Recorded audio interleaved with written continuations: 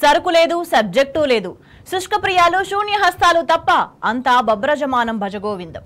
అసెంబ్లీలో గవర్నర్ ప్రసంగం ఏడాదిన్నర పాలన వైఫల్యాన్ని చాటి చెప్పిందా?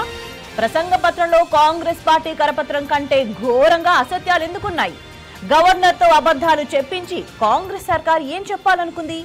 మోసకారి మాటల పాలకులను బరాబర్ వేదికగా ఎండగడదాం.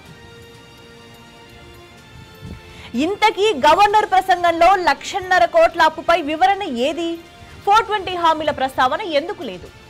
రైతుల ఆత్మహత్యలపై కనీస ప్రస్తావన ఉండదా? రుణమాఫీ, రైతు భరోసాపై పచ్చి అబద్ధాలతో ఎవరిని మోసం చేయాలనుకున్నారు? తెలంగాణను ఆగం చేస్తున్న కాంగ్రెస్ ప్రభుత్వాన్ని బరాబర్ నిలదీద్దాం. 100% రుణమాఫీ చేశారట, రైతు బంధు వేశారట. నవ్విపోరా ఎవరైనా? రైతు కూలీలకు 12,000 ఇస్తున్నారట. ఎవరి ఖాతాలో అయినా పడిందా? 1,78,000 కోట్ల పెట్టుబడులు వచ్చాయట. మరి కంపెనీల అడ్రస్ అయినా చెప్పగలరా? ఉద్యోగాలు ఇచ్చారట. నోటిఫికేషన్ల డేట్స్ చెప్పే దమ్ముందా? 2,500 రూపాయలు మహాలక్ష్మి స్కీమ్ గేమ్ చేంజర్ అట. అసలు ప్రారంభమైందా? రేవంత్ సర్కార్ అబద్ధాలను ఆధారాలతో సహా బరాబర్ ప్రశ్నిద్దాం.